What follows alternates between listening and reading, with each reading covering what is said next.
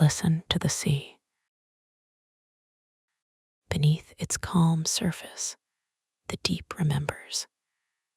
It remembers the rise of mountains and the fall of kingdoms. It remembers the roar of storms and the hush that follows.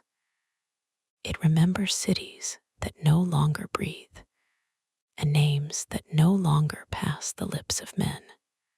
And among those names, one has never been forgotten. Atlantis.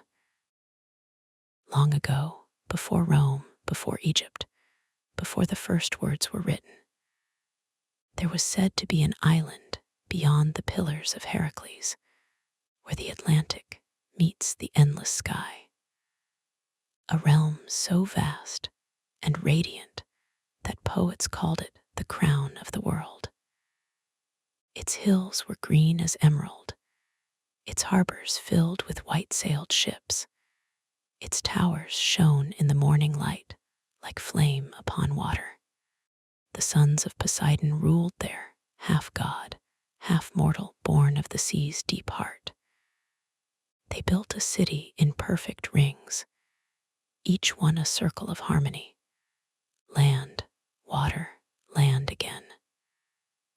Temples rose in the center, plated with gold and silver, and in their midst stood a statue of Poseidon himself, bronze and vast, holding a trident that reached for the clouds. In Atlantis, there was order and knowledge and power. The people mastered the elements, they charted the stars, they built canals that tamed the sea itself. Their wealth had no rival, their wisdom no equal. But pride is a slow tide. It rises without notice, and when it breaks, it drowns everything. The Atlanteans began to believe that no law bound them, not even the will of the gods. They conquered where they were meant to trade. They demanded tribute where they had once given aid. The hearts that had been noble grew restless, greedy, and blind. And so, the balance of the world shifted. The earth shuddered. The skies turned black. The sea, their father, their god, rose to reclaim what was his. In a single day and night of fury, the ocean devoured the island. Towers cracked and fell.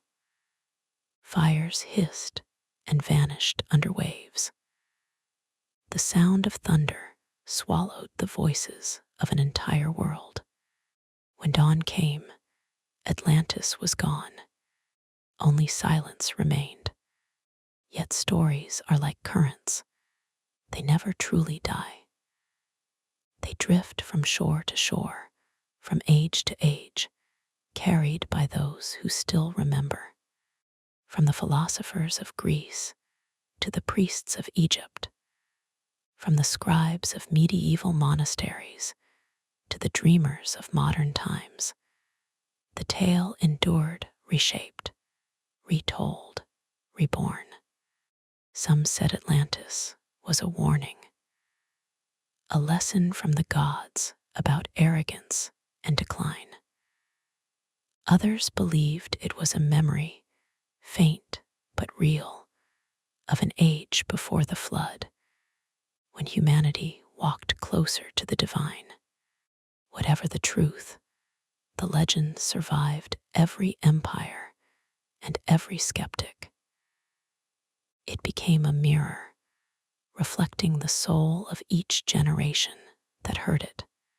For the warrior, it was a land of conquest.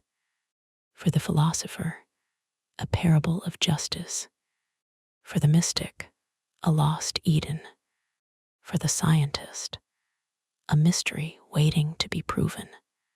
To speak of Atlantis is to speak of ourselves, of what we build, what we destroy, and what we dream might still lie hidden beneath the waves.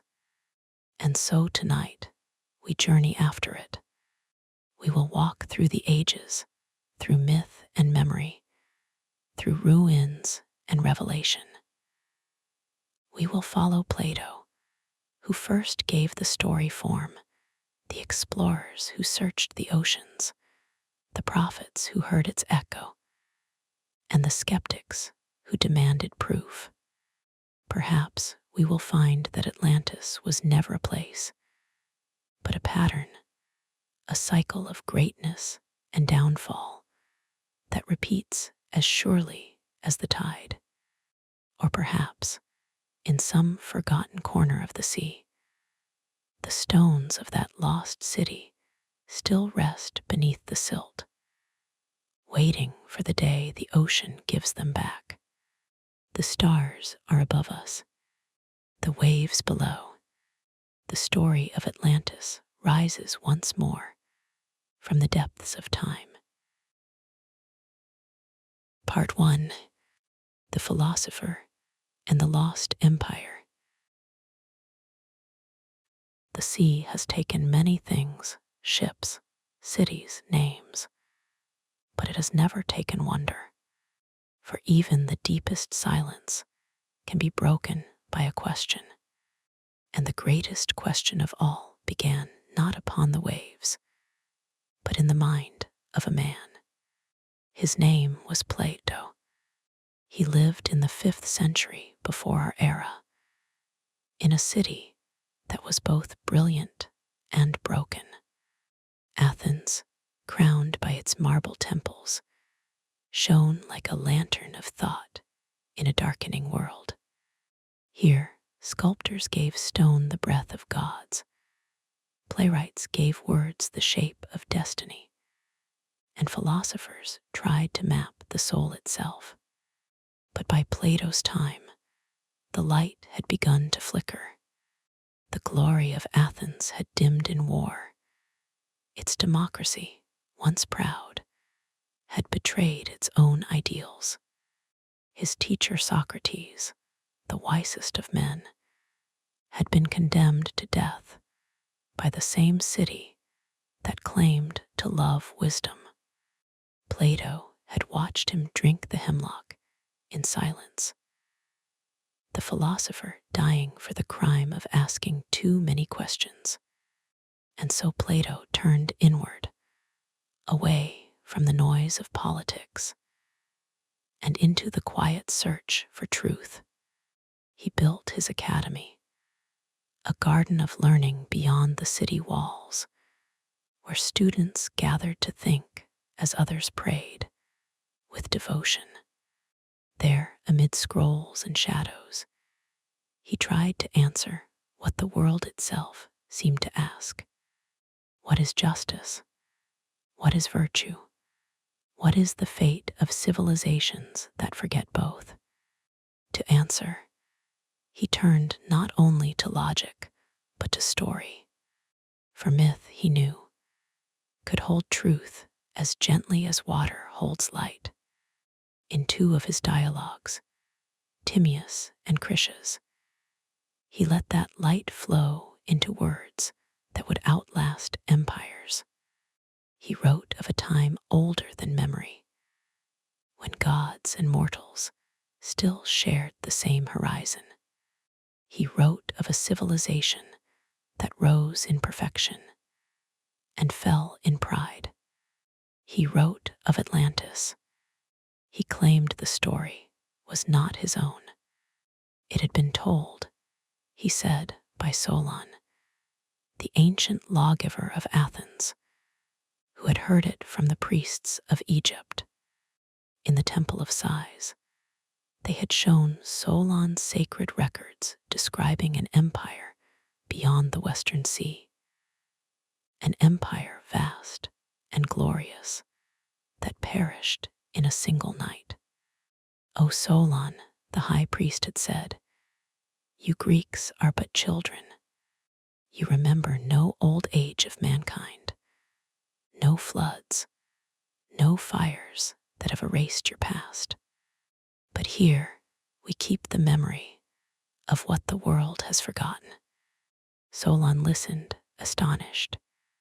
The priests spoke of a war between ancient Athens and the mighty island of Atlantis.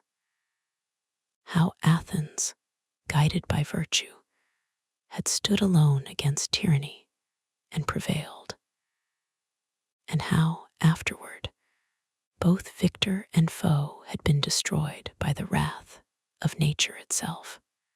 Solon promised to bring the tale home and set it into verse, but age overtook him before he could finish.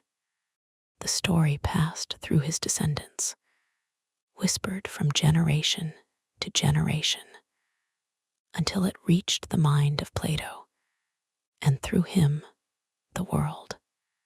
And so the philosopher took up the thread of legend and wove it into the fabric of thought. He wrote that the island of Atlantis lay beyond the pillars of Heracles, greater than Libya and Asia combined. Its kings descended from Poseidon himself. Its cities were rich in metals and art. Its harbors thronged with ships, its people strong, wise, and just. But over time, the divine portion in them faded, and the mortal grew strong. Greed replaced harmony, power devoured virtue, and when the gods saw their corruption, they punished them, not in anger, but in balance. In one day and one night of disaster, Atlantis sank beneath the sea. When Plato wrote those words, he was not describing the past, he was describing the future. For in his own Athens, he had seen the same pattern beginning again. He had watched democracy turn to vanity, wisdom to noise, discipline to decay. He had watched men trade truth for applause. He had watched his city, once the teacher of nations, crumble beneath the weight of its pride. Atlantis, then, was not just a lost island. It was a mirror, a reflection of every civilization that climbs too high, forgets its limits, and is swept away. In that sense, the story was not about water, but about time. For history, like the sea, has tides. It rises and falls with the same rhythm, the same silence between waves. Plato's listeners must have leaned forward as he spoke, half afraid, half enchanted. Was he warning them or describing them? Could their own Athens, shining and wise, one day sink as Atlantis did? He gave them no answer. Philosophers seldom do. They plant questions like seeds and let the centuries decide what grows. But Plato's myth was different. It did not fade as other stories did. It lingered too vivid, too precise, too haunting. The dimensions of the island, the layout of its city, the number of its kings, the measure of its canals. These details felt too real to dismiss. Scholars debated. Some said Plato had invented it entirely, a parable in the guise of memory. Others insisted he had preserved the echo of an actual world, perhaps one erased by flood, fire, or the slow forgetting of mankind. And a few, caught between the two, whispered that truth and symbol are not enemies, but mirrors reflecting each other. To Plato, that was likely enough. He cared less for where Atlantis stood than for what it meant.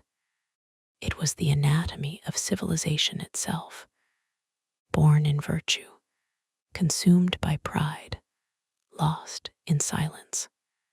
Imagine him now, an old man walking the shore of the Aegean Sea.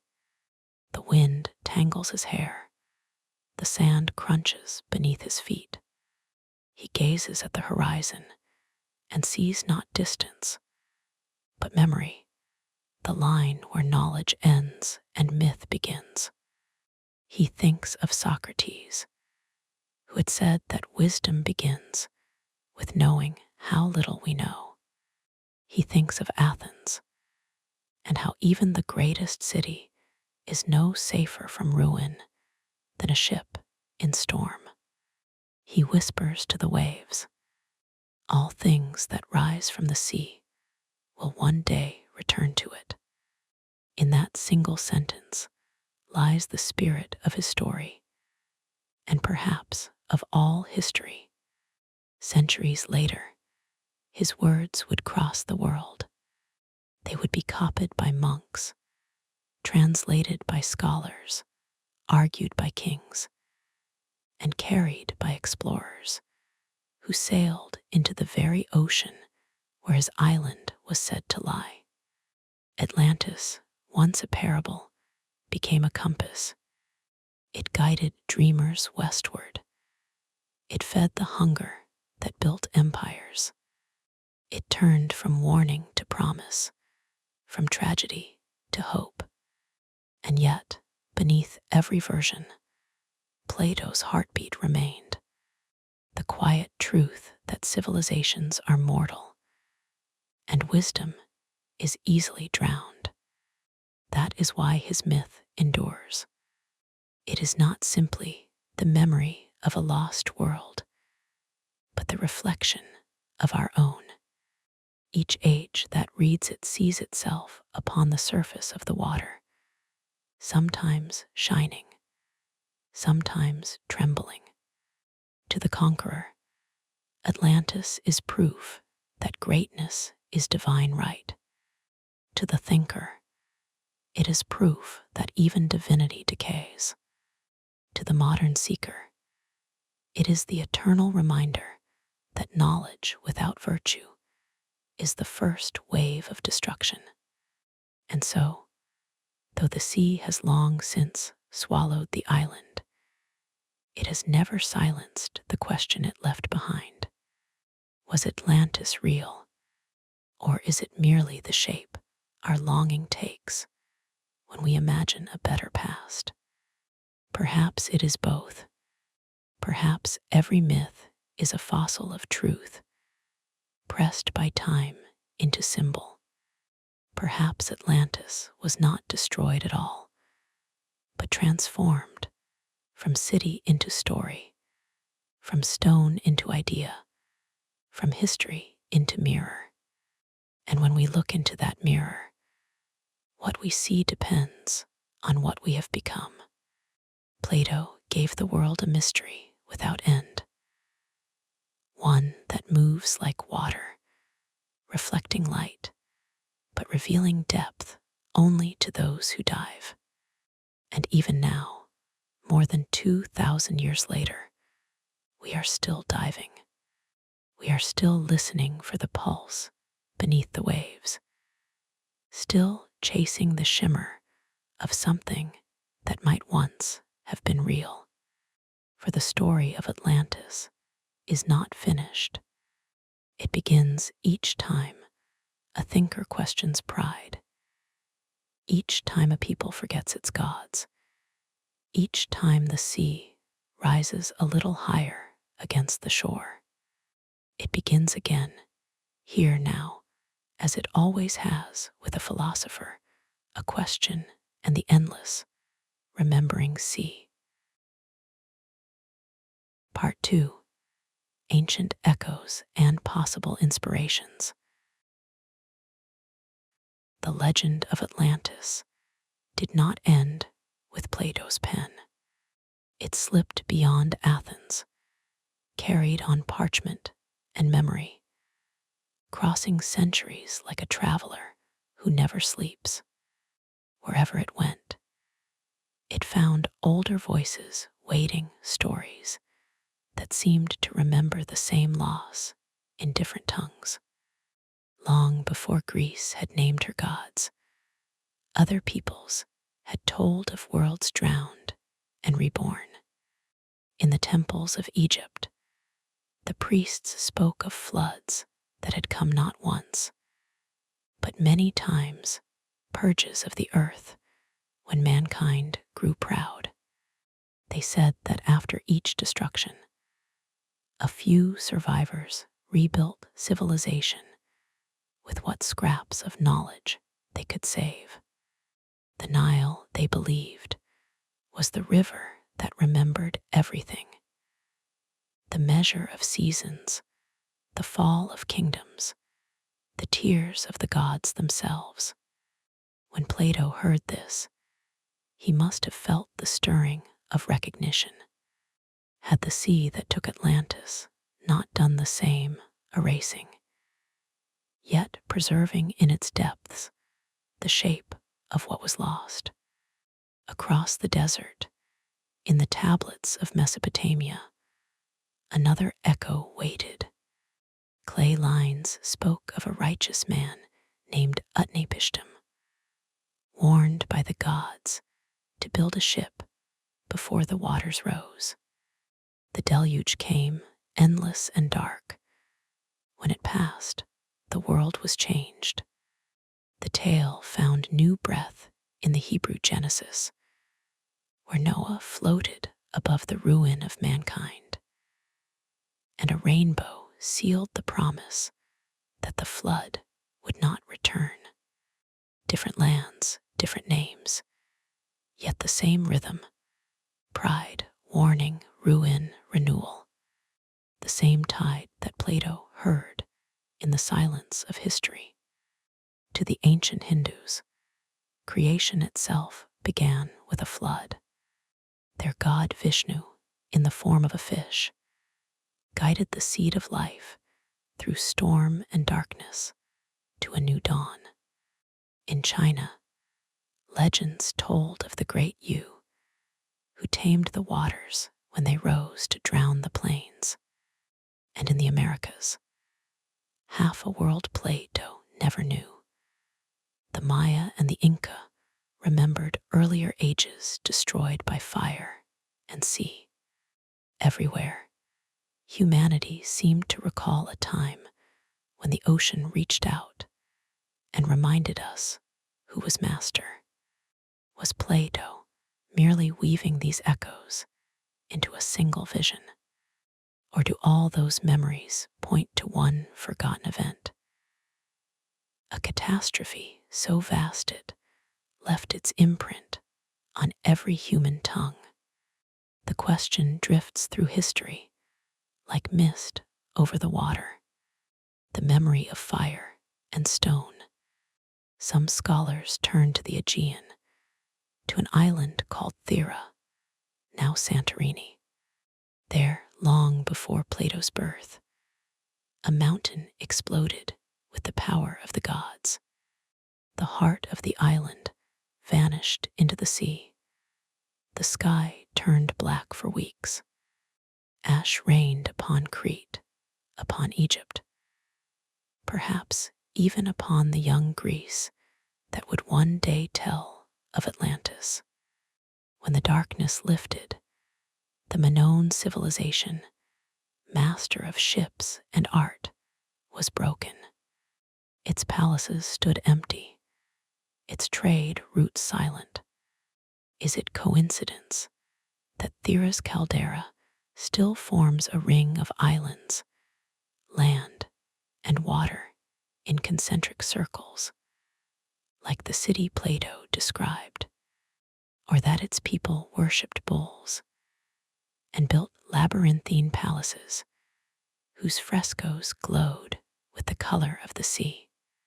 Perhaps the philosopher had heard old sailors' tales of that explosion and transformed them into parable.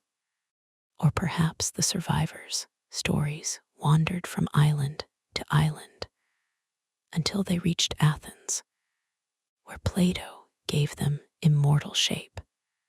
Yet even if Thera was the seed, the fruit grew far beyond its root. Plato's Atlantis was not simply a place. It was the pattern behind places, the law behind laws.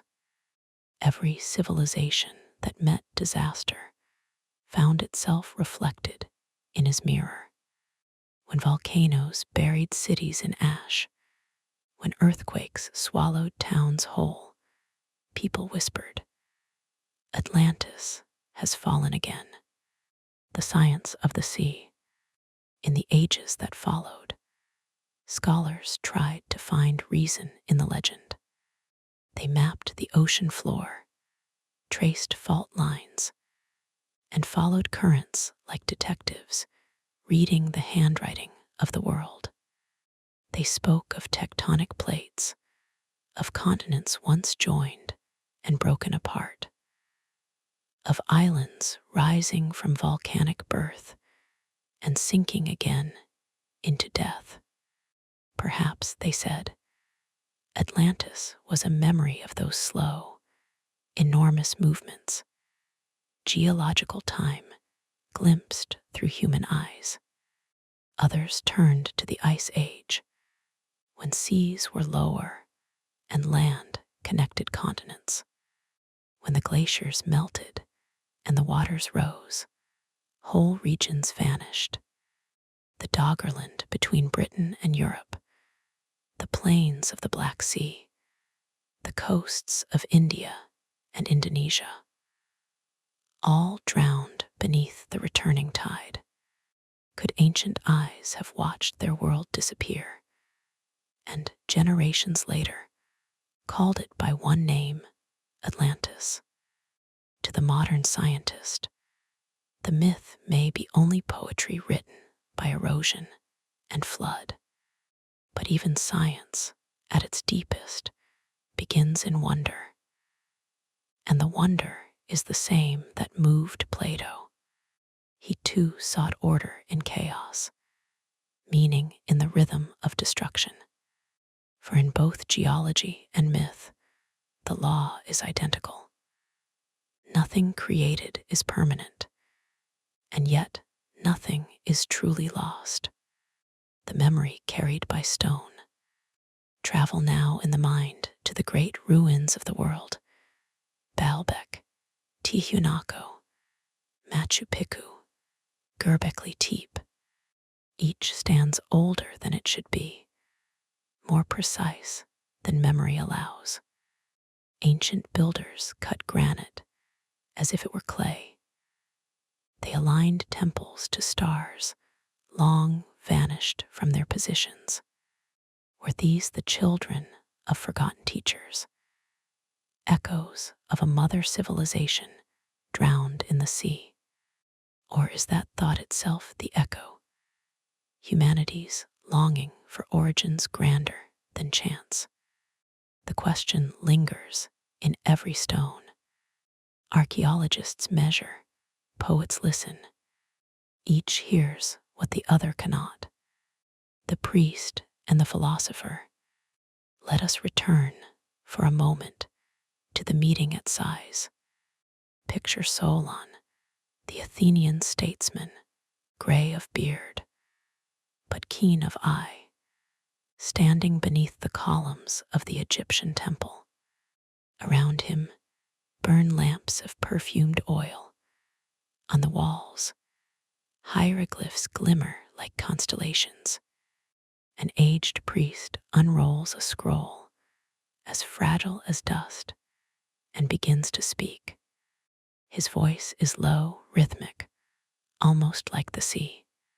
He tells Solon of cycles, of the earth purified by flood and flame, of kingdoms erased and reborn, of an island beyond the western horizon that fell when men forgot the gods.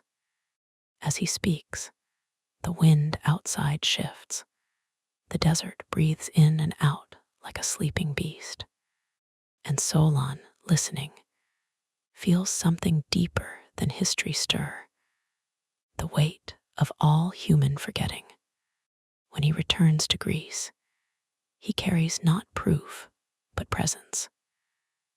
The sense that beneath the surface of the world lies a vast memory, and that one day someone will give it voice.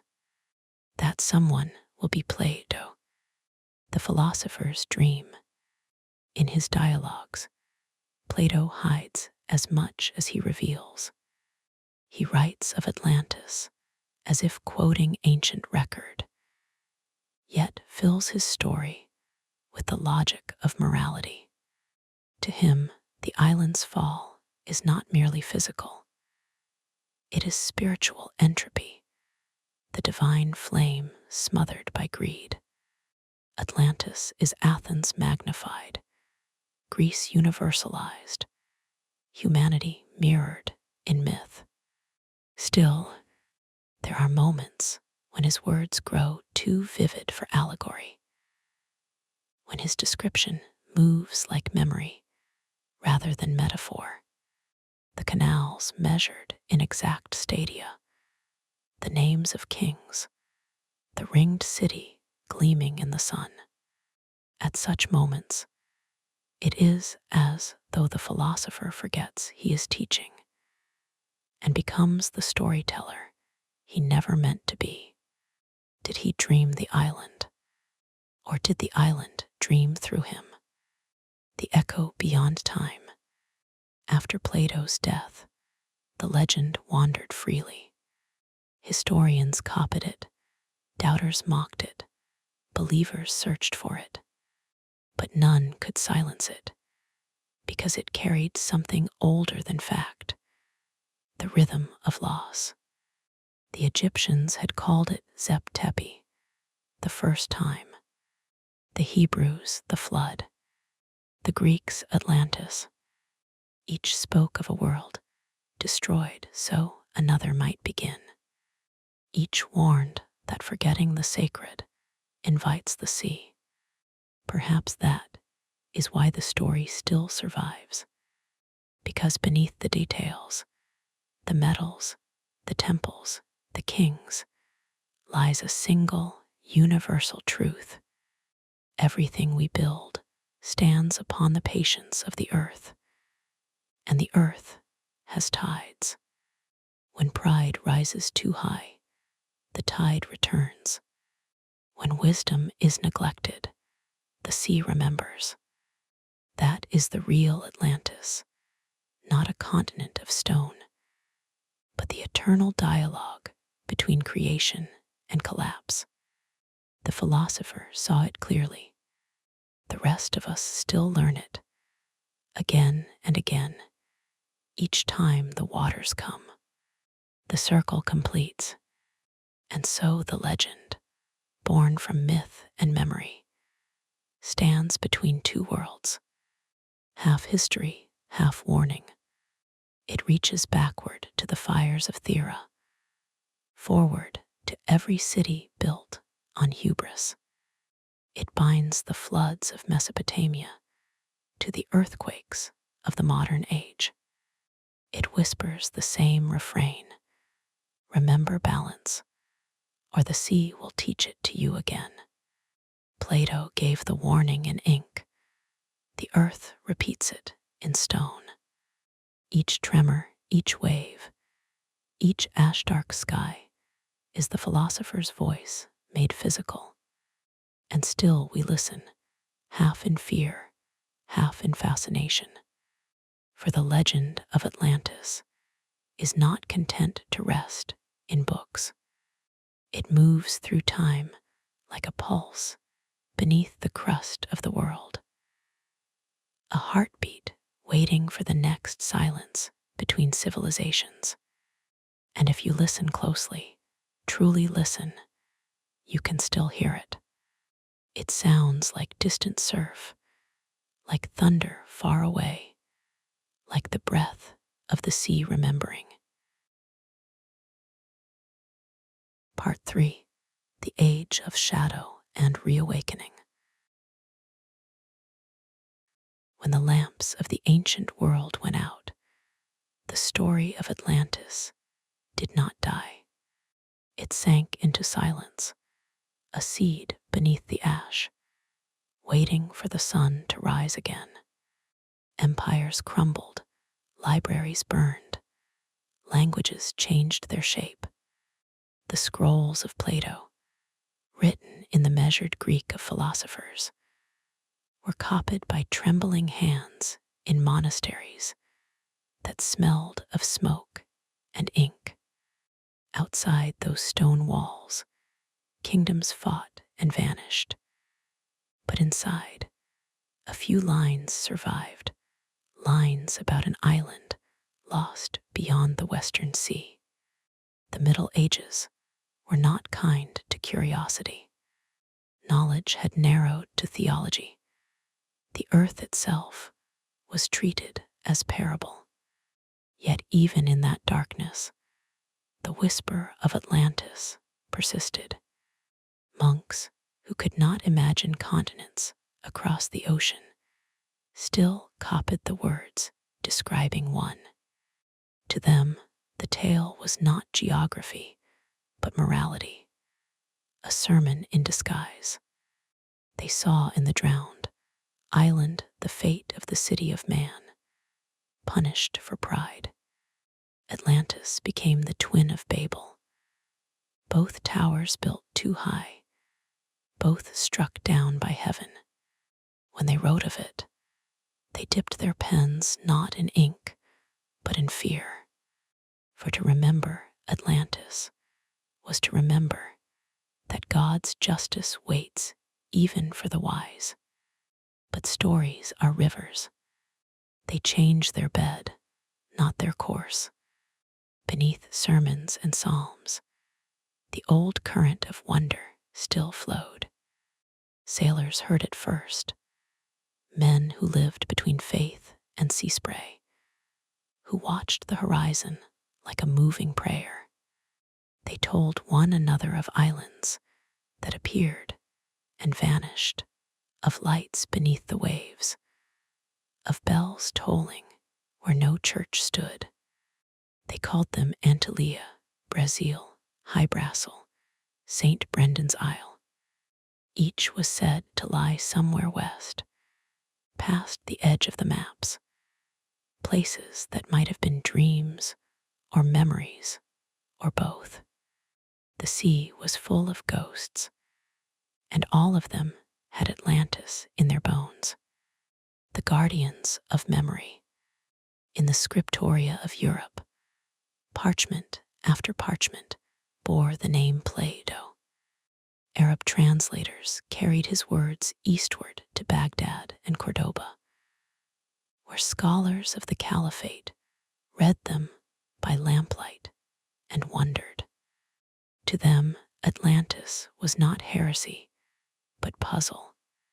Could the drowned kingdom be reconciled with Aristotle's physics, with the perfect spheres of the cosmos?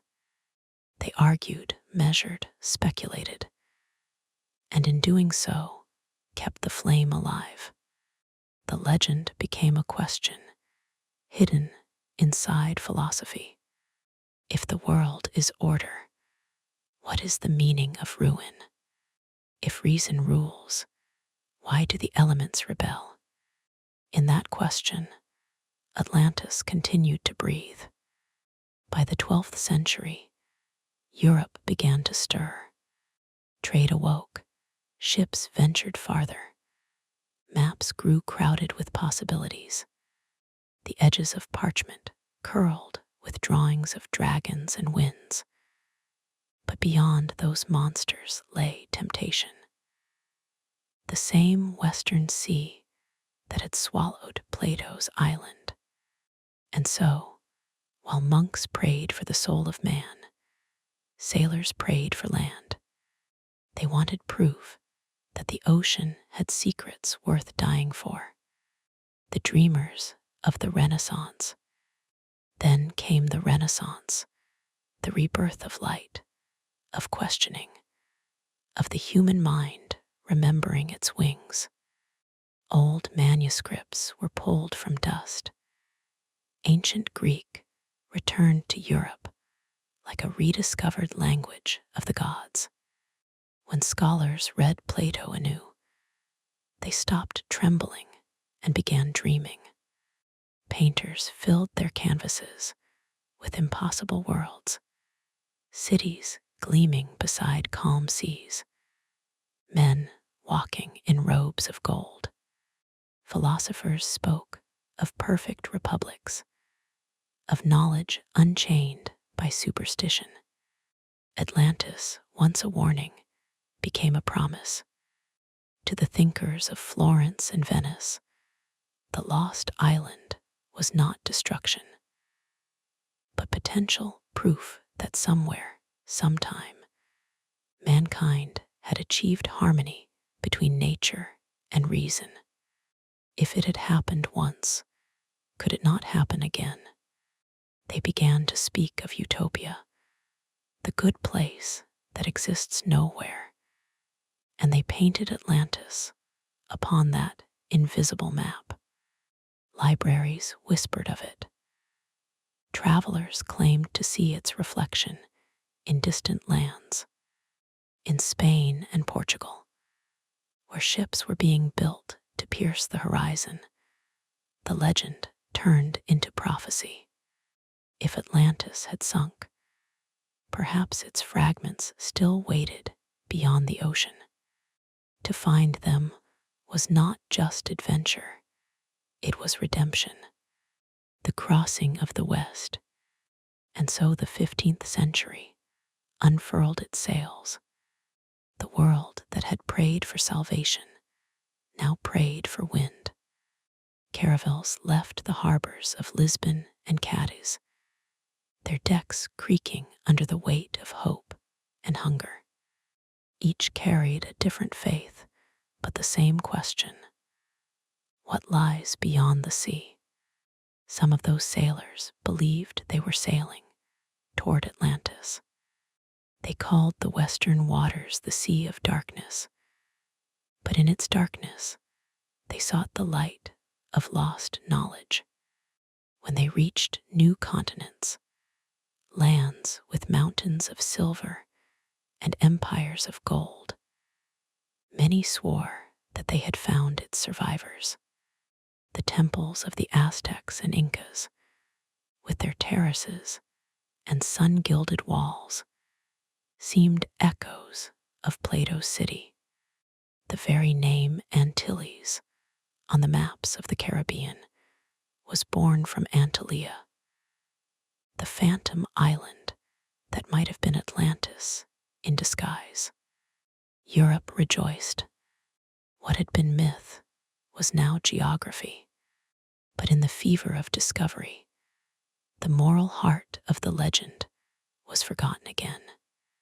Atlantis had once fallen for pride. Now pride claimed to have rediscovered it. The philosophers reborn. While sailors charted the oceans, thinkers charted the mind. In England, Francis Bacon wrote of the new Atlantis, a land where science served virtue, and knowledge was used to heal, not rule. In France, Descartes dreamed of order as precise as Plato's geometry.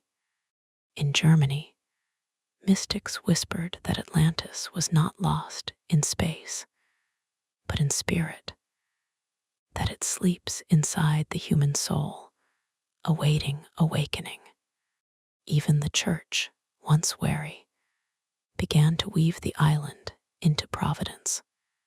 Perhaps, theologians said, the flood of Noah and the fall of Atlantis were one, and the same God's reminder that creation has limits, that paradise without humility becomes punishment, and thus the myth became scripture by another name. The map makers of the invisible. The Renaissance map was never blank. It teemed with angels blowing wind, with sea monsters curling through waves, with names half real, half dream. Among them, one word appeared again and again: Atlantis. Cartographers placed it wherever the ocean seemed most empty. West of Spain, near the Azores, under the Tropic of Cancer. Each new expedition shifted it farther, as if the island itself fled from certainty. But even when maps changed, the longing remained. For the Renaissance mind, Atlantis was the symbol of a perfect synthesis. Art and reason, faith and nature, man and God. It was not simply a lost world. It was the image of the world humanity wished to create. The echo in stone and song. Cathedrals rose across Europe like mountains of light, their spires pointing toward a heaven that seemed closer now. In stained glass and fresco, artists painted cities rising from blue waves, crowned with towers and stars. They did not name them, but the watchers knew. Atlantis had become metaphor for resurrection, the soul rebuilt after ruin. Composers wrote of it in choirs that rolled like tides through stone halls.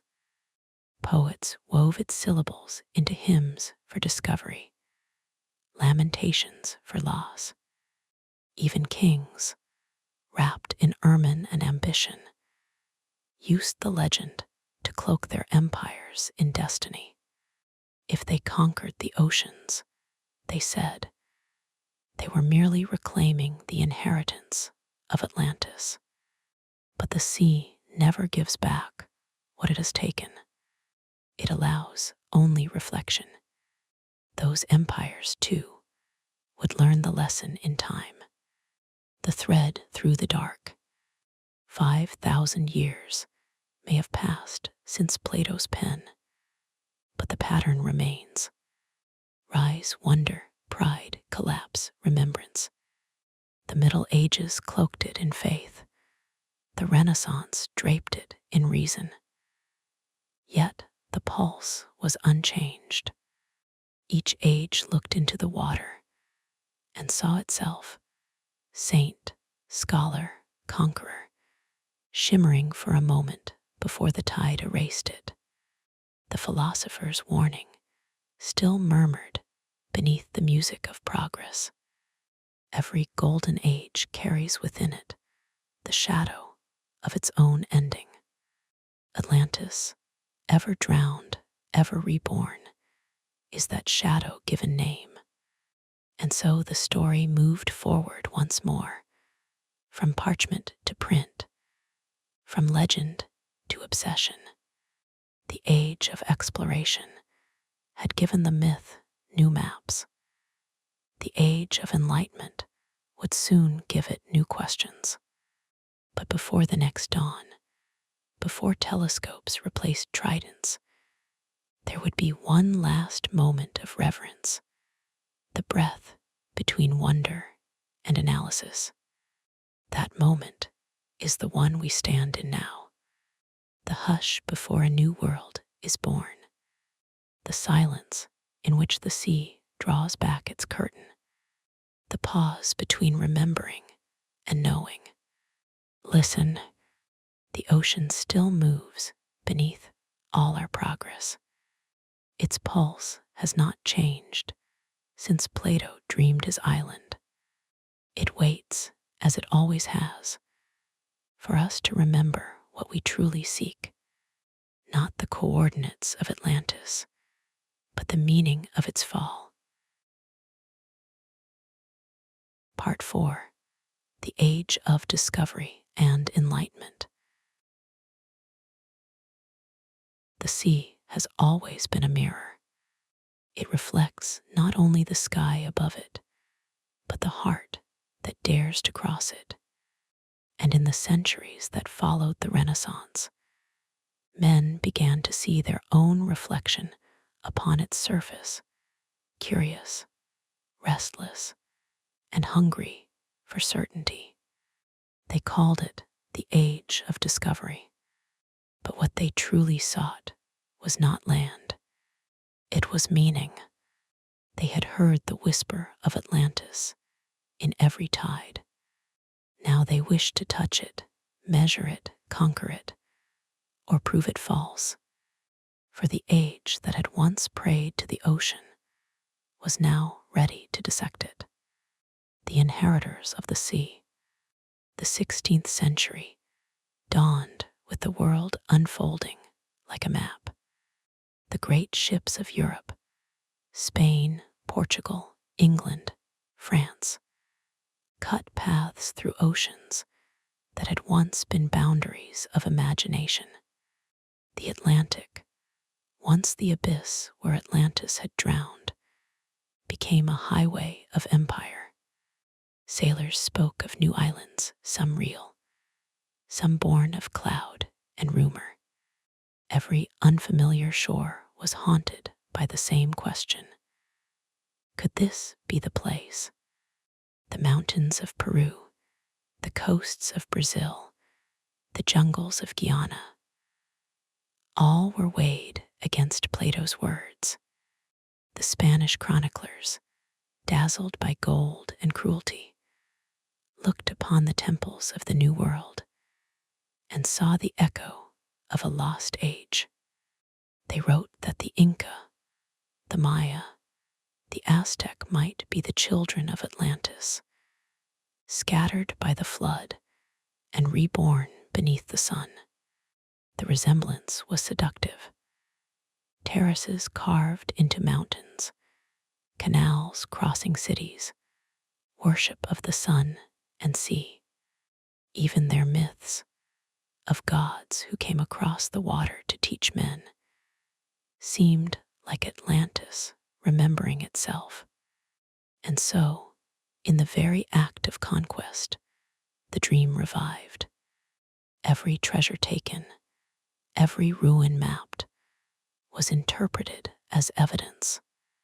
The conquerors, blind to their own reflection, believed they were rediscovering paradise, not destroying it again. But the sea, patient as eternity, has a sense of irony. Atlantis had once perished in pride. Now pride sailed its name across the globe. The voice of reason. By the 17th century, the tides of thought began to shift.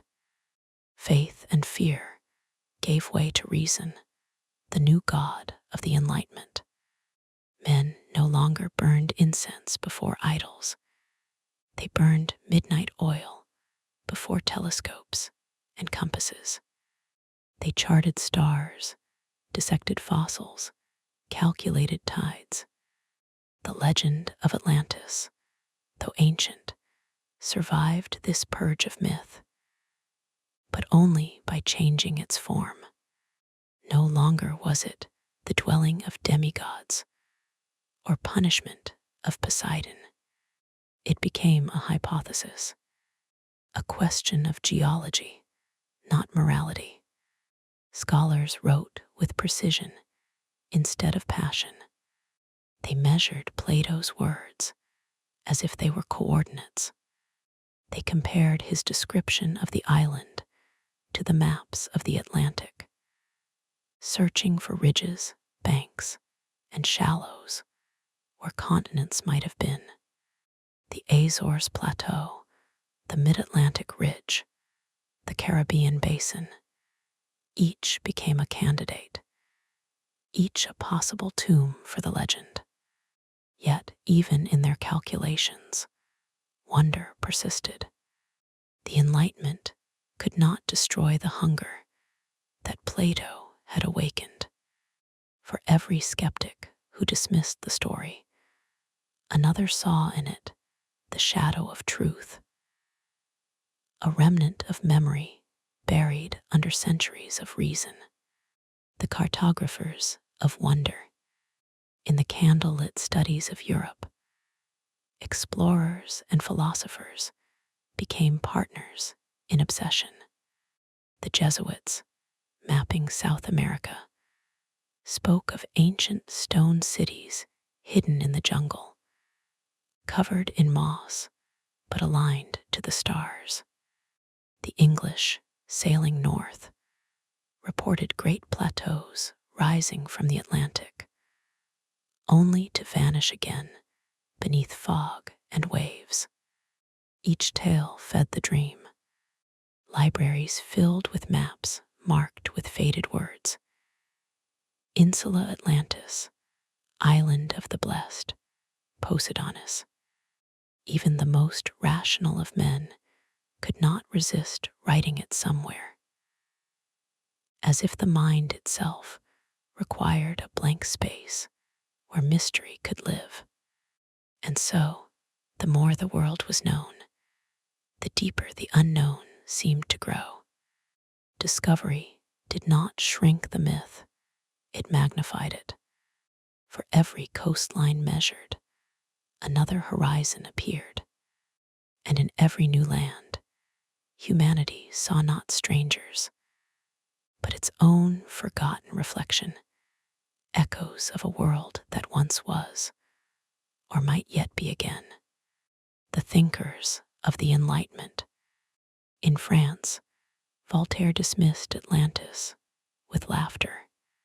He called it the first novel ever written, a clever parable mistaken for geography.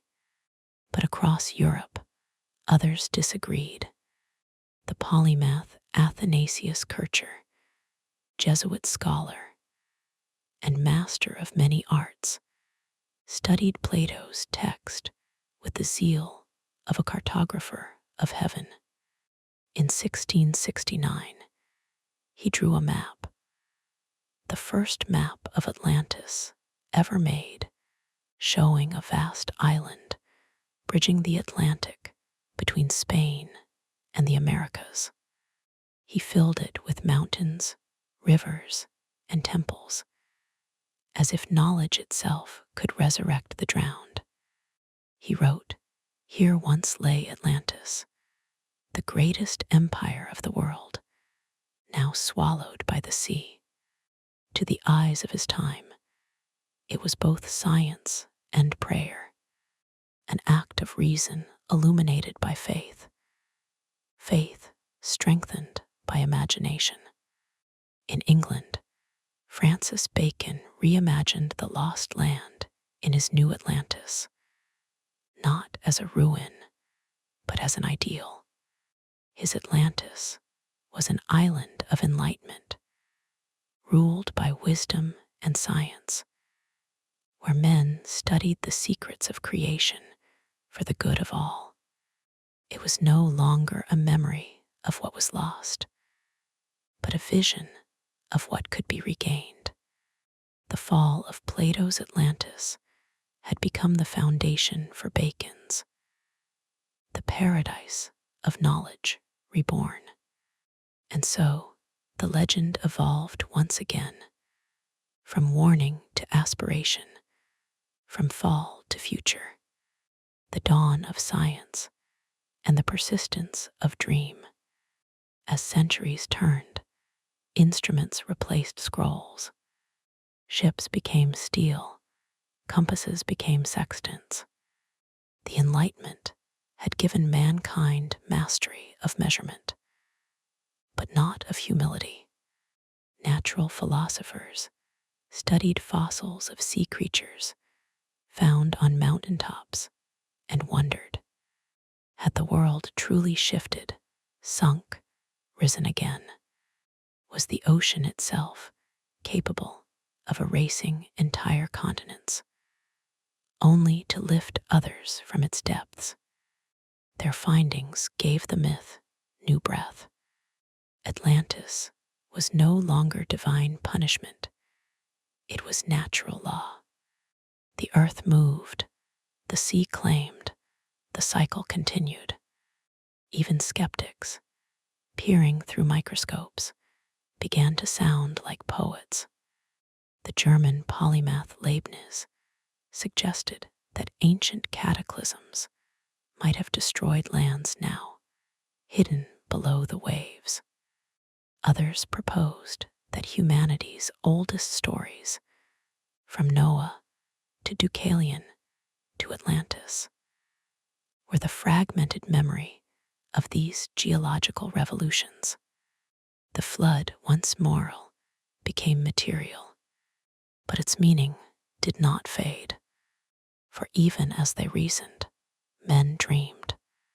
The Enlightenment could calculate the stars, but it could not measure longing. The horizon expands. By the 18th century, the myth had crossed from the libraries of scholars to the salons of poets and travelers. It mingled with new philosophies of progress, evolution, and destiny. Atlantis became the blueprint of perfection, not divine, but human. It was the dream of reason itself, a world enlightened, prosperous, harmonious, a world we believed we could build with our own hands. But like all dreams of perfection, it carried its own shadow. For in imagining Atlantis reborn, the thinkers of the Enlightenment began to imagine themselves as gods. And so, unknowingly, the cycle prepared to turn again. They mapped the heavens, but not their own hearts. They built machines that harnessed lightning, but not the wisdom to wield it. They believed that knowledge alone could save them from the flood. Plato, watching from eternity, might have smiled not in pride, but in pity, for his lesson had been forgotten once more. That wisdom without humility is the truest drowning. The eternal return. As the Enlightenment drew to a close, the myth of Atlantis stood transformed. No longer divine retribution. It was scientific curiosity. No longer parable. It was possibility. It had survived every translation of the human soul, from temple to monastery, from scribe to scholar, from prayer to equation. And still it whispered. Still the sea remembered. When telescopes turned toward the stars and saw new worlds glowing in the dark, men wondered, might Atlantis not lie beneath us, but above, another world lost in the heavens? Was it not the fate of all creation to rise, to fall, to rise again?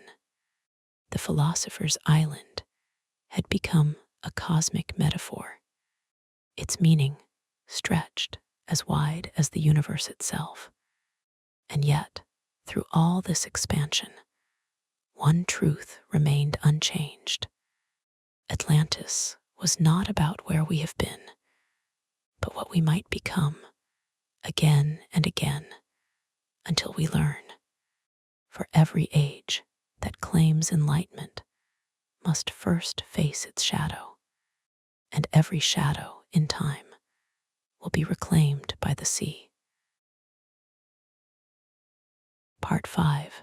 The 19th Century Revival. Science, spiritualism, and the search beneath the waves. By the dawn of the 19th century, the world had changed beyond anything Plato could have imagined. The oceans that once separated continents had become highways of steam and steel. Empires stretched from horizon to horizon. Telegraphs carried thought faster than ships carried men. The earth itself was being measured, mapped, and mastered. And yet, for all its power, all its progress, the age was haunted by an absence. The world had been explained, but it no longer felt enchanted. And so, in the shadow of iron and industry, an old whisper began to rise again. The whisper of Atlantis. It was not content to remain in philosophy. It demanded rediscovery, not in the mind, but in the flesh of the world, the rebirth of a legend. The first explorers of the industrial age did not cross the sea in search of gold, but of memory. Every new trench sounded, every volcanic island mapped, seemed to hint at something older, something sleeping. The Atlantic, that dark stage upon which Plato had set his drama, became a living laboratory of speculation. Scholars turned to geology, to archaeology, to the newborn science of the earth itself. They studied coastlines and fossils, ocean floors and fault lines, and what they found stirred imagination more than it satisfied curiosity. In 1859, Charles Darwin published On the Origin of Species, teaching that the world and its creatures were not fixed, but evolving. The same idea leapt to geology. Continents, too, must change, move, sink, rise. The crust of the earth was alive. If so, asked the dreamers, why could not Atlantis be real? Why could it not have been one of those vanished lands, pulled under by the slow breathing of the planet? For every skeptic with a compass, there appeared a visionary with conviction. The age that believed in reason still knelt before wonder. Only now, it called wonder by another name. Science. The mystics awaken. While scientists sought Atlantis in stone, mystics sought it in the soul. The 19th century was not only the age of laboratories and locomotives, it was also the age of spiritualism, of tables that moved, of hands that wrote in trance, of minds that claimed to see beyond time. Mediums spoke of lost civilizations beneath the sea. Clairvoyants drew maps from visions. Prophets described temples glowing with blue light under the Atlantic waves. Atlantis became the bridge between heaven and earth, between spirit and science. Among them rose a woman whose name would echo through the century, Helena Petrovna Blavatsky, founder of the Theosophical Society. In her vast, enigmatic works, Isis Unveiled and the Secret Doctrine, she declared that Atlantis was not myth, but memory, the cradle of an ancient, spiritually advanced race. The Atlanteans, she said, were not merely men, but beings of immense wisdom and power, who fell through misuse of their gifts. They had built their temples with sound, commanded the elements, traveled between dimensions.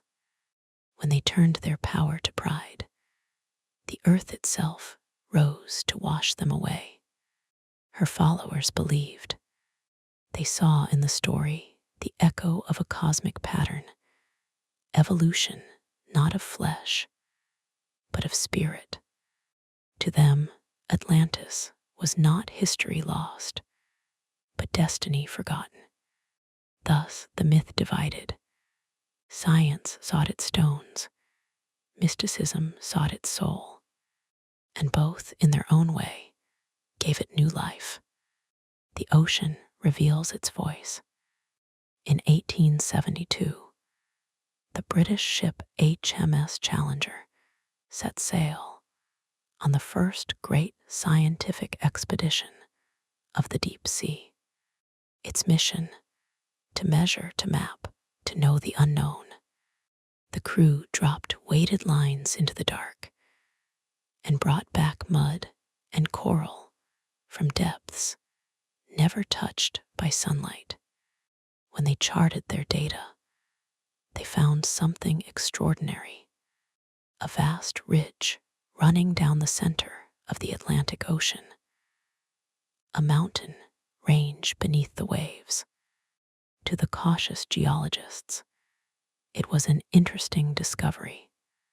To the dreamers, it was revelation. Behold, they said, the bones of Atlantis. Newspapers caught fire with the idea. If mountains could hide beneath the ocean, why not temples? If the earth could lift continents, why not sink them? The line between possible and mythical blurred again, and imagination rushed to fill the gap. The sea, once feared, became a stage of promise. Every sonar echo, every expedition, seemed to carry the heartbeat of something waiting below. Ignatius Donnelly and the return of belief. Then, in 1882, came the man who would revive Atlantis for the modern world. Ignatius Loyola Donnelly, congressman, scholar, dreamer, and self-declared defender of the lost truth. He published a book simply titled Atlantis, the Antediluvian World. It was more than a theory. It was a revelation dressed as research. Donnelly claimed that every great civilization, every flood myth, every pyramid and monument, every trace of early human genius had come from one source, Atlantis. He wrote with conviction, with rhythm, almost with prophecy. The Atlanteans, he said, had spread across the earth before their island sank, founding Egypt, Mexico, Peru, even the legends of the Norse and Celts. Atlantis was the mother of civilization, and its destruction, the first great fall of humankind. To the public, weary of cold rationalism, his words were intoxicating. They offered connection, a grand story that united science and scripture, myth and history. To the skeptics, it was fantasy. To the faithful, revelation. The book sold across continents. Atlantis was reborn not in temples or universities, but in the human imagination. The pulse of progress. The late 19th century was a paradox.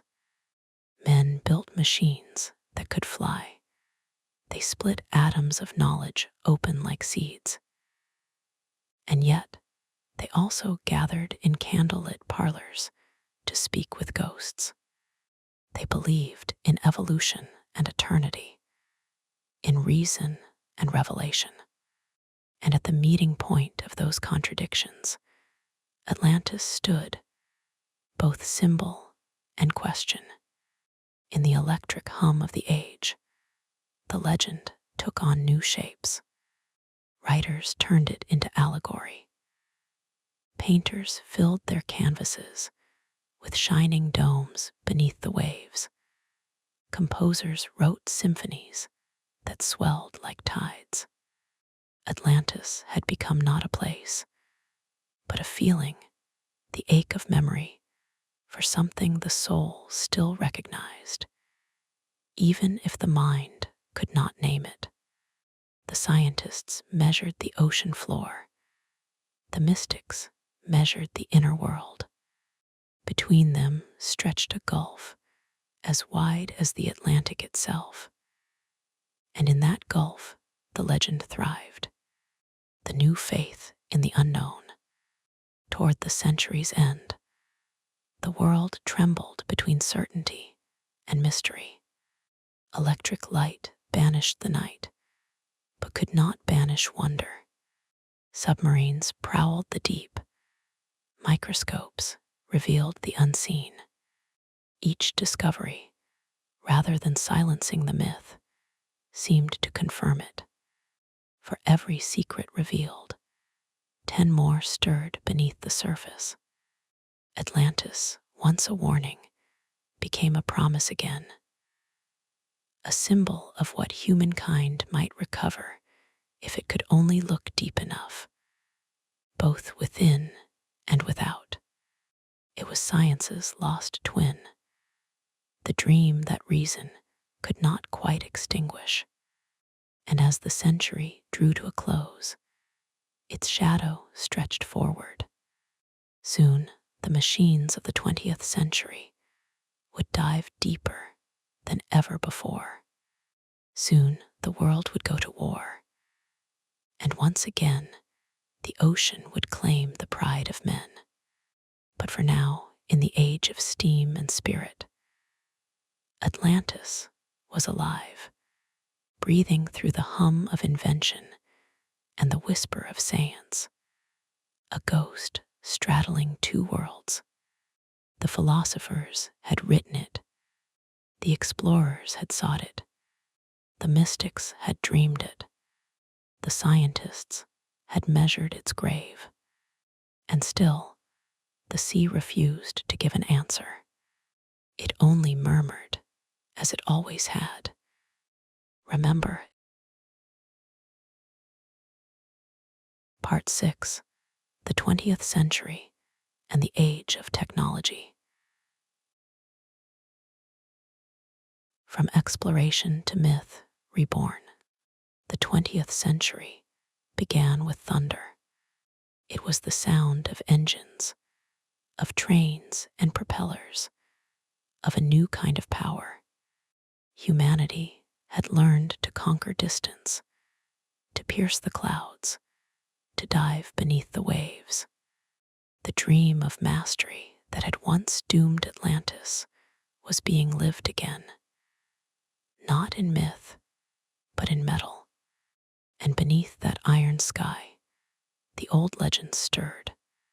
For the deeper men went, the more the ocean seemed to remember. The machines descend. In 1912, the world built its own Atlantis, Titanic, the ship of steel and arrogance, called unsinkable. It crossed the Atlantic like a floating city, its decks bright with light, its passengers certain of safety. But when it struck the hidden ice, the lesson returned. In a single night, pride met the deep, and the sea took it without hesitation. Reporters called it tragedy. Philosophers called it symmetry. Once again, the ocean had whispered the same refrain. What rises without humility will fall without warning. But the century was not one for reflection. Its eyes were fixed on the horizon.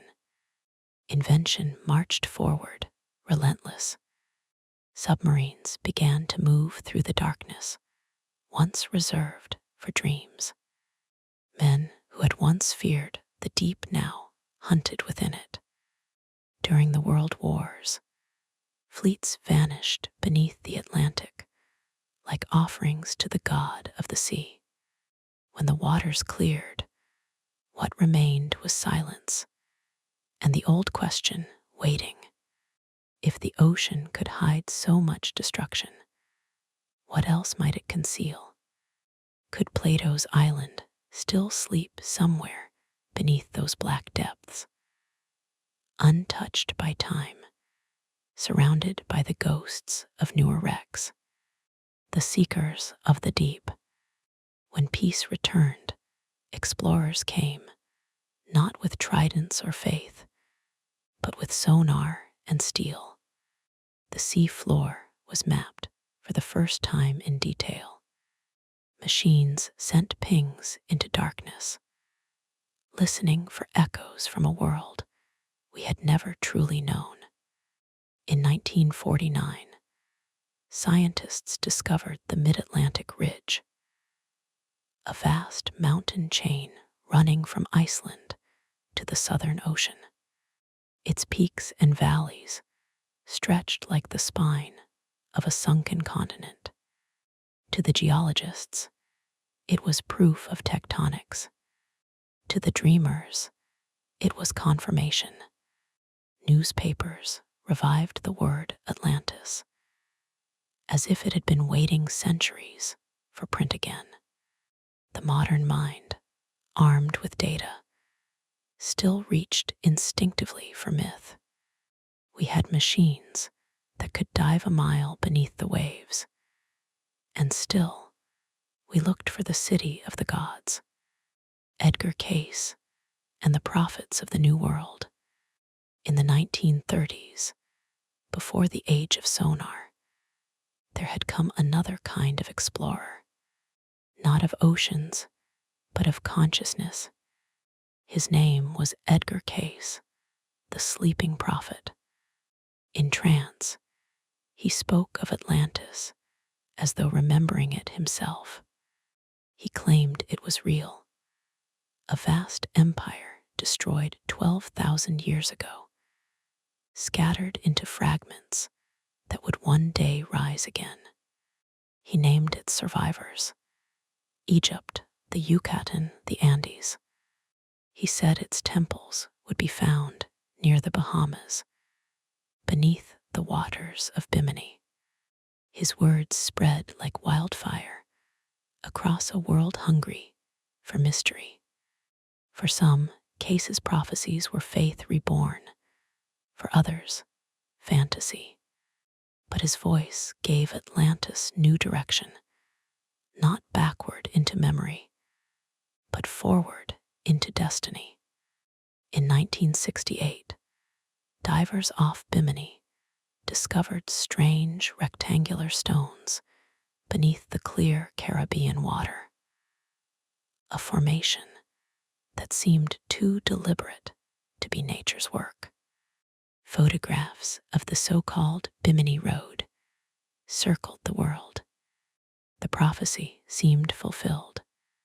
Once more, the boundary between science and myth dissolved like salt in the tide. The dream on screen. As the century moved into the glow of television and cinema, Atlantis found a new home: the screen. It became a mirror for every generation's fears and desires. In the 1950s, filmmakers imagined domes beneath the sea, crystal towers glowing with alien light. To some, Atlantis was the dream of technology perfected. To others, a warning against it. Science fiction, born from the same hunger that moved Plato, dressed the ancient legend in the steel and glass of modern imagination. Atlantis was no longer only past. It became possible future. Writers and filmmakers gave it new forms. Sometimes paradise, sometimes prison, sometimes both. In their stories, the people of Atlantis were always us. Wiser, older, broken, redeemed. The age of evidence. Meanwhile, the scientists continued to listen. With sonar and seismic readings, they mapped the sea floor like cartographers of the void. The world beneath the waves was revealed to be alive. Mountains, plains, trenches deeper than any light could reach. And yet no city, no pillars, no statues, no gold, just silence and the hum of machines recording the silence. By mid-century, most scholars had turned away. Atlantis, they said, was allegory, a moral tale, not a map. But in the hearts of millions, the belief endured. The legend had passed beyond proof. It had become something larger than fact, because every discovery seemed only to confirm its necessity. We could not let go of the idea that somewhere, somehow, we had once been more than this, wiser, purer, united, and that we had lost it. Atlantis had become not a story of the past, but a question about the present. Have we risen higher, or merely rebuilt the same dream, bound for the same fall?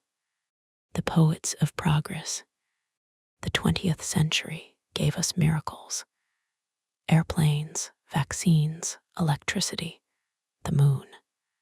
But beneath the triumph lay a tremor, the uneasy sense that we were becoming the very civilization we once mourned. When Hiroshima burned, some said the Atlanteans had fallen by the same fire.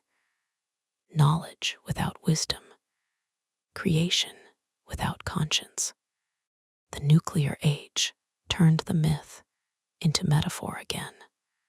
Atlantis became not an island, but a warning carved in the shape of the modern world. Writers spoke of it as a mirror held to the 20th century's face, an age of power without restraint, of beauty devoured by pride. The ocean, once a symbol of mystery, now reflected guilt, as though all the drowned cities of myth were gathering to watch us repeat the cycle. The revival beneath the surface, yet still the search continued. From Jacques Cousteau's red-capped expeditions to the first unmanned deep-sea probes, humanity kept asking the same forbidden question: what lies beneath? Cousteau himself, poet of the deep, said that the ocean was a living memory, that every wave carried the story of the world. He dismissed Atlantis as legend, but in his films, as coral cathedrals glowed beneath the light, the idea breathed between his words. When he spoke of human arrogance, he spoke Plato's language. Then came satellite imagery, the eyes of gods turned downward. We could now see the outlines of the earth from space, every ridge, every shadow beneath the sea. And still, people stared at those maps and traced with their fingers the shape of lost continents. The legend was now global, electric, digital. Atlantis had become a constellation of the human mind, the myth in the machine. As computers spread and data multiplied, the myth did what it always had: it adapted. It left parchment and entered pixels. It moved through documentaries, radio, cinema, and finally the internet.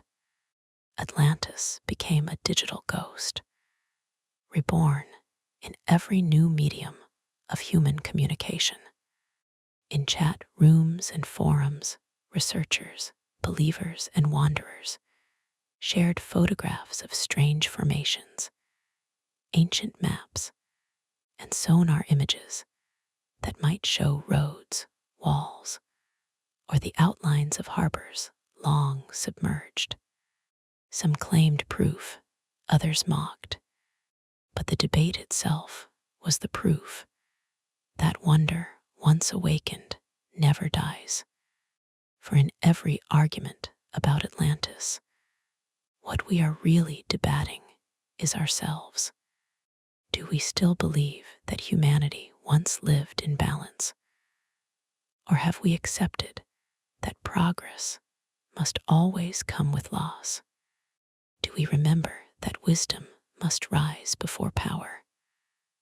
Or are we again building temples to our own reflection? The century turns.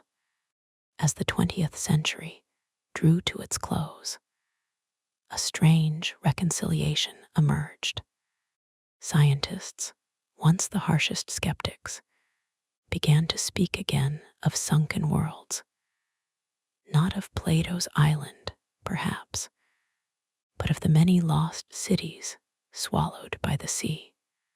Off the coasts of India, Japan, and Cuba, divers found ruins, pavements, walls, pillars, carved stones, evidence that the ocean had indeed been a thief of civilizations.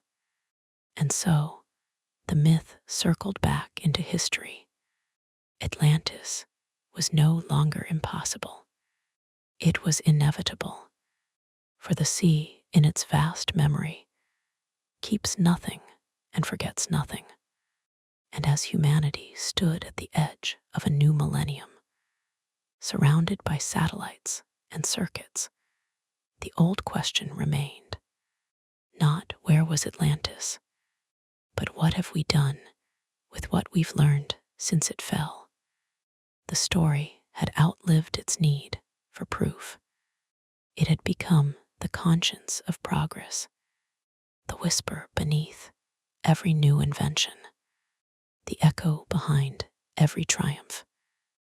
Remember.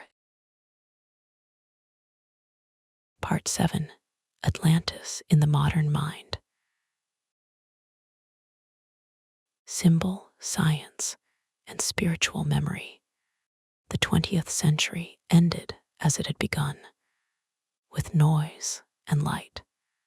Cities glowed brighter than stars. Satellites circled the earth like mechanical moons. Humanity had at last conquered the limits of distance, of sound, of sight. And yet, beneath the hum of technology, a silence persisted, the same ancient hush that had followed the drowning of Atlantis. It was not the silence of ignorance, but of yearning.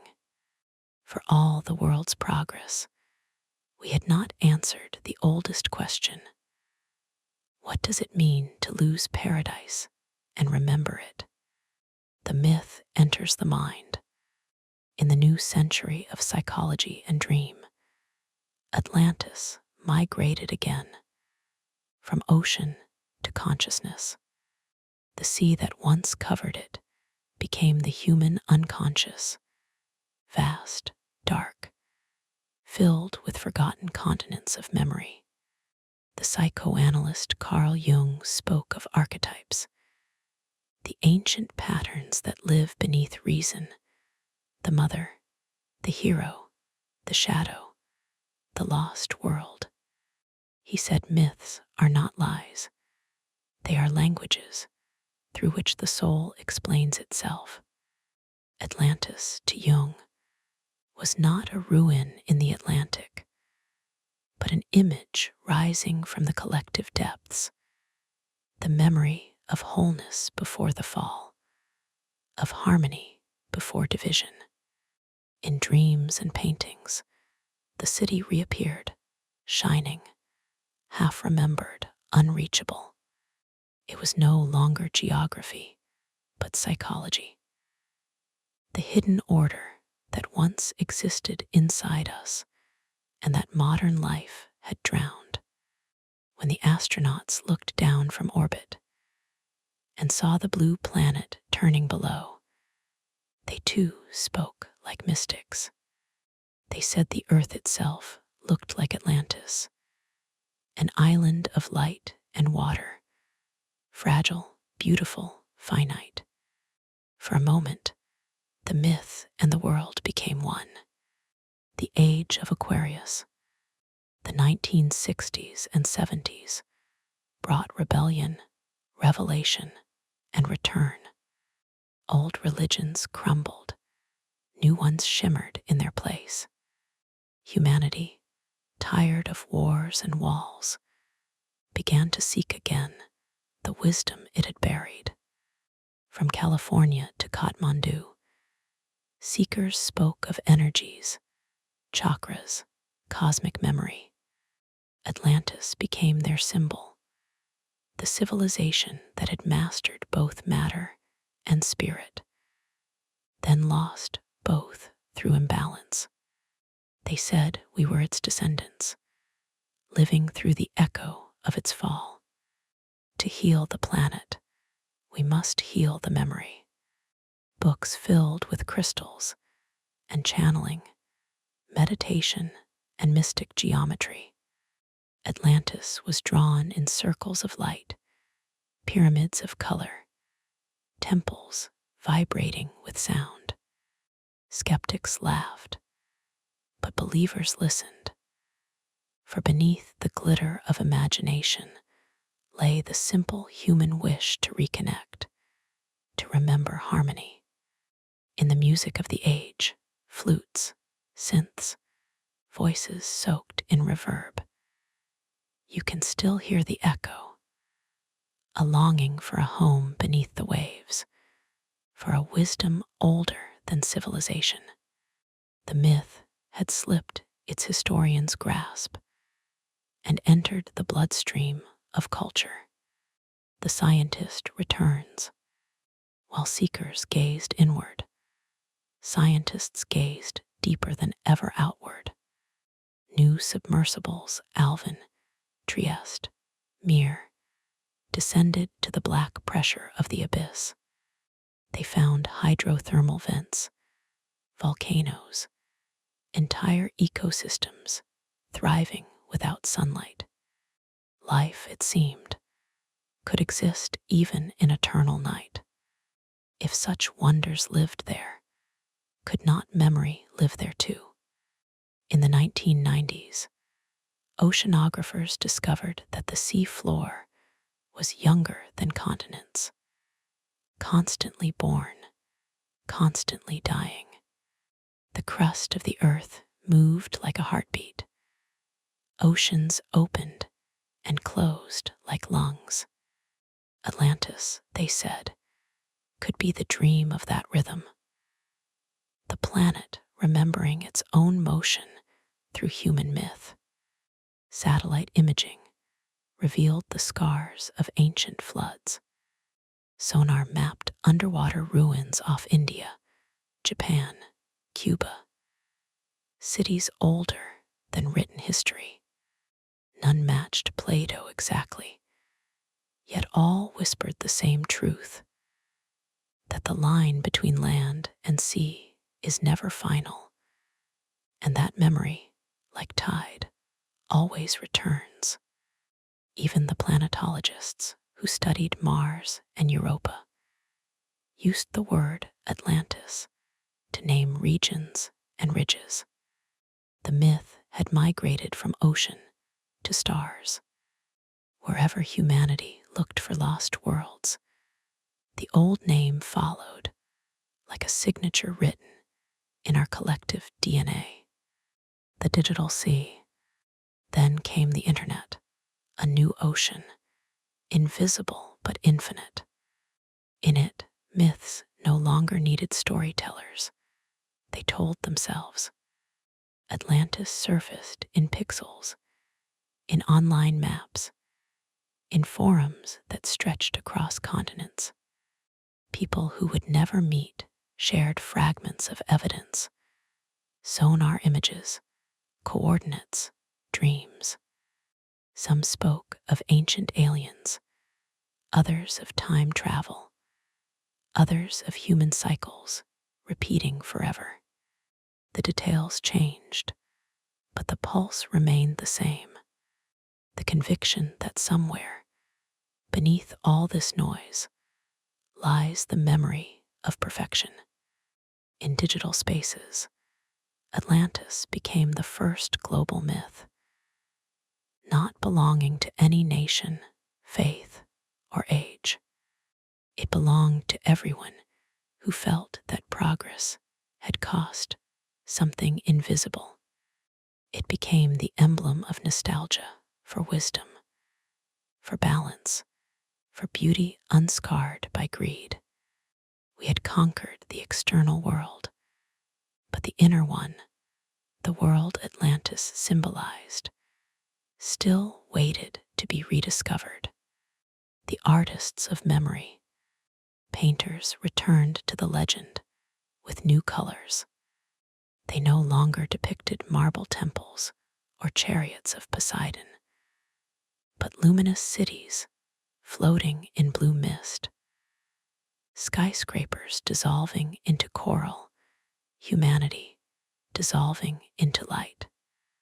Filmmakers built underwater kingdoms where machines and myths merged. Writers turned the story into science fiction, romance, tragedy.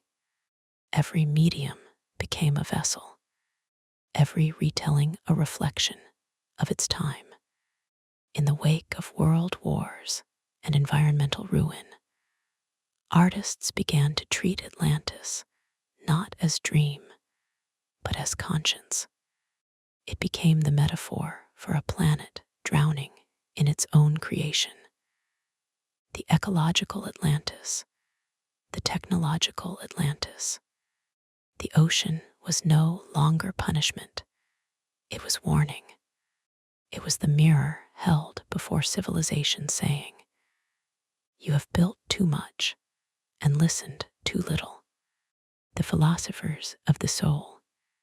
At the turn of the millennium, scholars of myth began to speak again with reverence. They said Atlantis endures because it embodies the grammar of loss. Every culture has a paradise destroyed, a golden age that ends, a memory half buried, but never gone. It is not history we grieve for, but innocence. To philosophers, Atlantis represents the paradox of human progress, that in striving for perfection, we destroy the very balance that makes perfection possible. The myth is not pessimistic, it is cyclical. It tells us that what sinks may rise again, not as it was, but wiser. The theologians, too, found room for it. Some saw in Atlantis the echo of Eden, not opposite, but parallel. Eden lost by disobedience, Atlantis by arrogance, two mirrors of the same truth. Others saw it as prophecy, that when humanity rediscovers humility, the waters will part, and a new world will surface, not from the ocean, but from the human heart, the mirror of the future. And so, in the 21st century, Atlantis stands between science and spirit, myth and metaphor. We no longer search the Atlantic with compasses and ropes. We search the mind, the data, the sea floor of meaning. Each new generation recreates the island it deserves. To the futurists, Atlantis is the blueprint of a sustainable civilization, cities that live with the ocean, not against it. To the technologists, it is the symbol of knowledge reborn, floating labs, underwater domes, colonies on other planets. To the mystics, it is still the lost heart of humanity, the vibration of harmony waiting to be remembered. And to the poets, it remains what it always was, the word that means home. Perhaps that is why the myth refuses to fade. For Atlantis is not the city we lost, but the one we keep building inside our longing. It is the shape that hope takes when it remembers wisdom, the sea of the self. Imagine standing at the edge of the ocean at night. The waves shimmer under moonlight. The horizon breathes like a living thing. Beneath your feet, the sand once belonged to mountains. Beneath those mountains, the bones of other ages sleep. Everything is memory. Everything is cycle. In that moment, the sea within you and the sea before you are the same. You understand why Plato wrote his myth, not to teach geography, but humility, not to describe an island, but to awaken awe. Atlantis was never only a story. It was the first question humanity asked itself when it looked in the mirror of the ocean. Can wisdom survive power? Can beauty survive pride? Can we? Every age answers differently, but the question remains eternal, like tide. The eternal return. Now, in the hum of satellites and the rhythm of algorithms, the sea still whispers. It calls us back, not to the past, but to balance. It reminds us that technology is only another tide, that knowledge without reverence is still the same slow drowning. It tells us that Atlantis was never lost. We are the ones who drifted away. But if myth is memory, and memory is tide, then the return is certain. For what the sea takes, it always gives back changed, softened, sanctified by time. Perhaps not an island of marble, but a consciousness of mercy. Perhaps not towers of gold, but hearts that listen. And one day, when we have learned again to build without arrogance, to create without conquest, to love the world as part of ourselves, then Atlantis will rise, not from the Atlantic, but from within. Until then, the ocean waits, silent, patient, infinite. Listen, its pulse is your own. Part 8. The Eternal Tide. Atlantis, as the human story. The sea has spoken through every age, but we have never truly stopped listening. It is not a voice that demands belief. It is a pulse that asks recognition. And if you listen long enough, you begin to understand that the story of Atlantis was never about a place. It was about us, the circle of the deep. Every civilization begins with wonder and ends with memory. Between those two tides, humanity builds its towers and breaks them. We rise, we forget, we fall, we remember. And each time, we call that memory by a different name. Eden, Babel, Camelot, Shangri-La, Atlantis. The names change, the lesson does not. They all whisper the same truth. That perfection is not a possession, but a balance. And that balance is as fragile as breath. The sea knows this because it has seen it all. It has watched continents form and drift apart like thoughts. It has swallowed forests, mountains, empires, and dreams. And yet it never hurries. It moves to the rhythm of eternity, gathering every echo that history drops into its depths. If you could descend far enough, beyond the coral and the wrecks, past the bones of whales and ships, you might hear that rhythm. It would sound like your own heartbeat. The story becomes a mirror.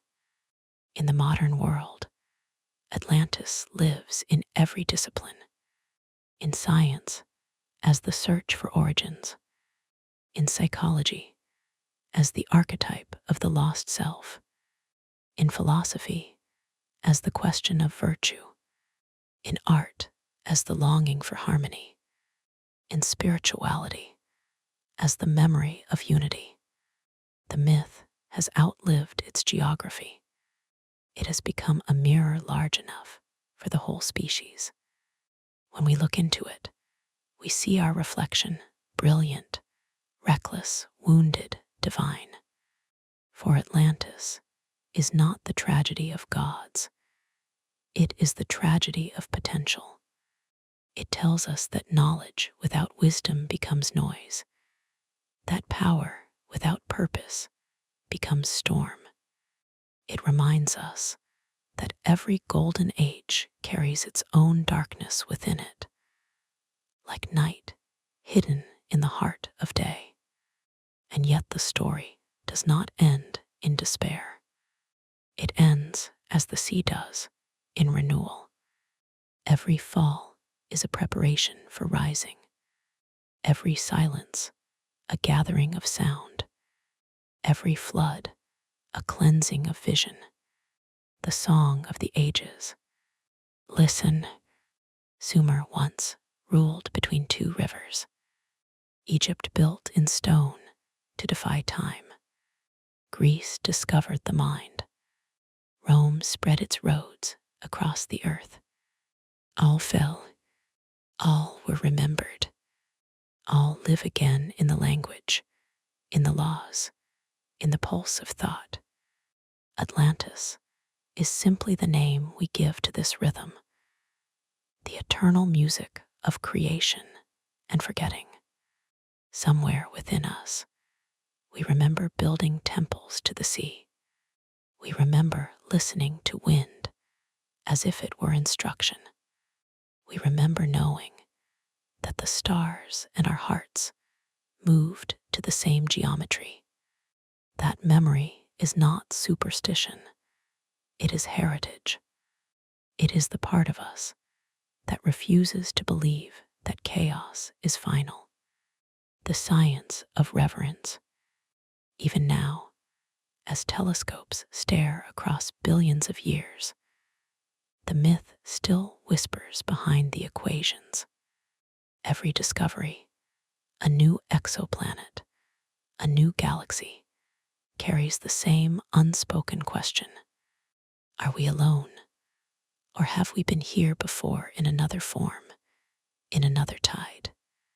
Physicists speak of cycles, of universes collapsing and reborn.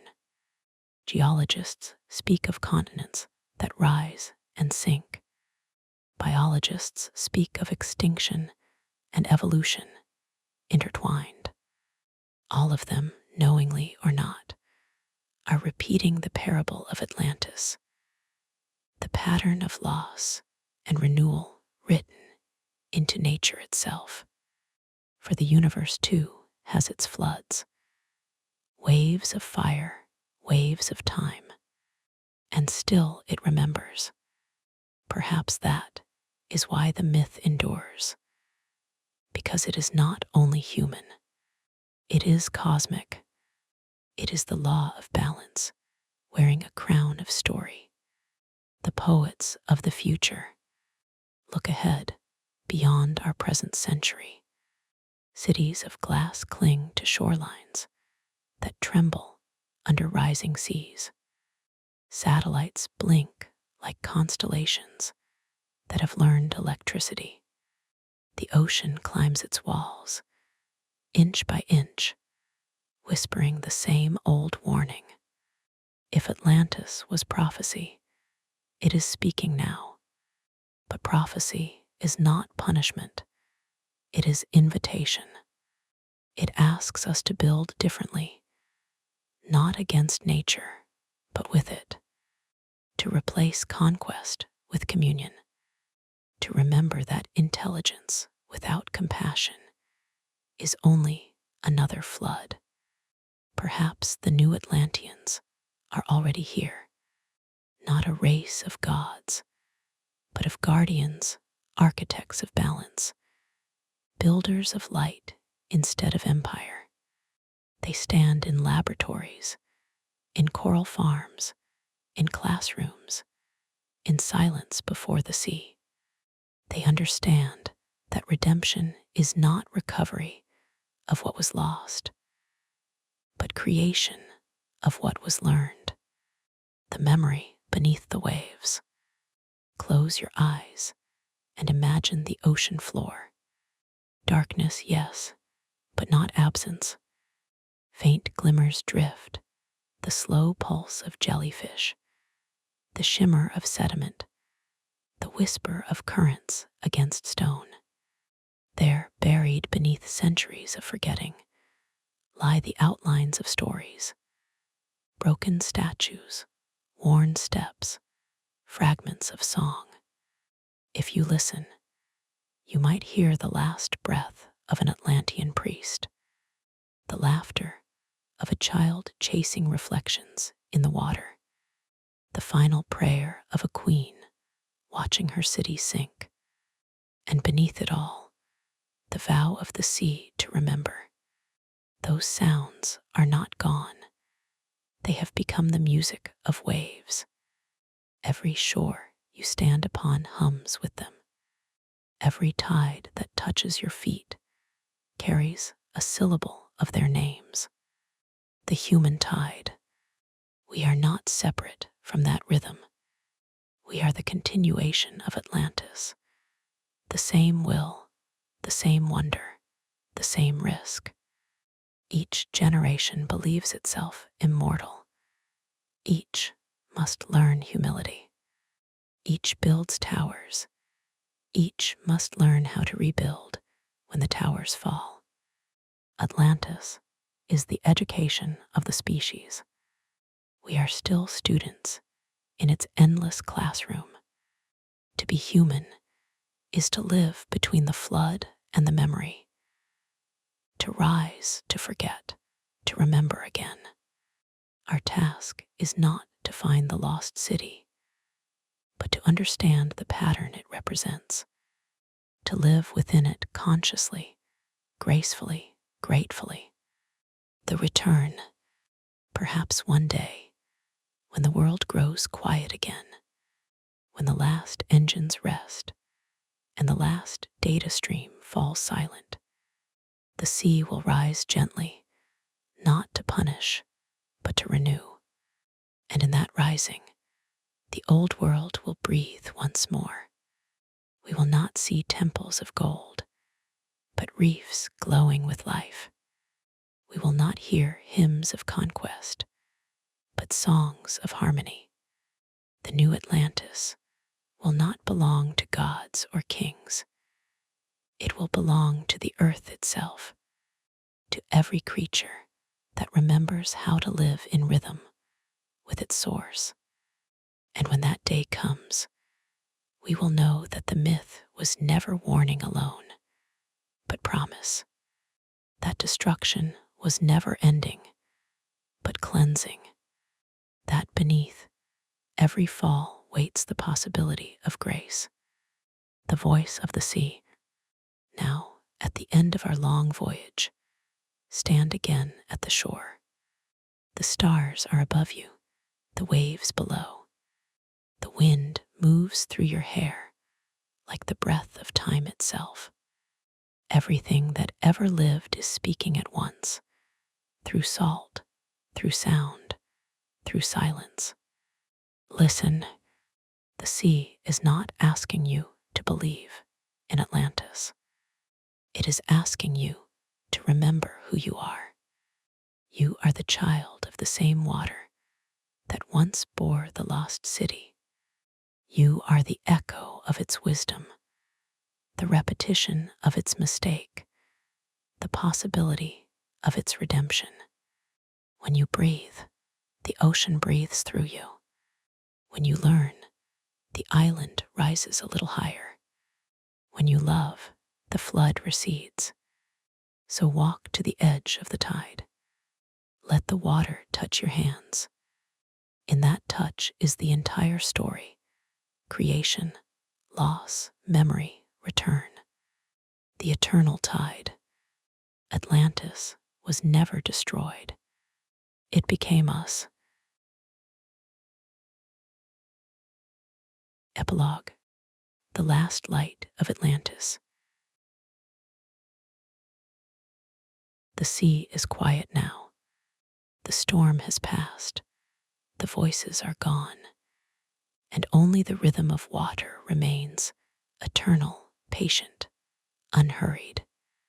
You stand at the edge of the world. The sky has become a mirror, and in it you see both the past and the promise. the city that rose, the city that fell, and the heart that remembers both. Atlantis was never lost beneath the waves. It was carried here, into your breath, into your questions, into the fragile wonder that still survives every age. You have walked through philosophy and prophecy, through science and silence, through time and reflection, and you have arrived, not at an island, but at understanding. All along, the legend was waiting for this moment, for you to realize that its ruins were never stone, but choices. Its fall not a sentence, but a lesson. Its return not a miracle, but a decision. The sea hums softly, as if approving. It knows that nothing is ever truly gone. Not wisdom, not beauty, not hope. Everything returns when the world is ready to remember. So take a final breath of salt and wind. Look once more at the horizon, that thin silver line where sky meets water.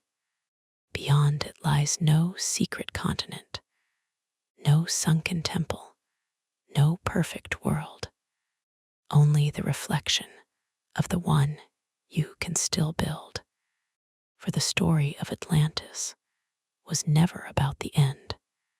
It was about beginning again, wiser, gentler, awake.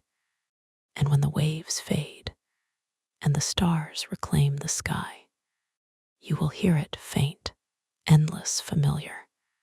The ocean breathing the same word it has whispered since the dawn of time. Remember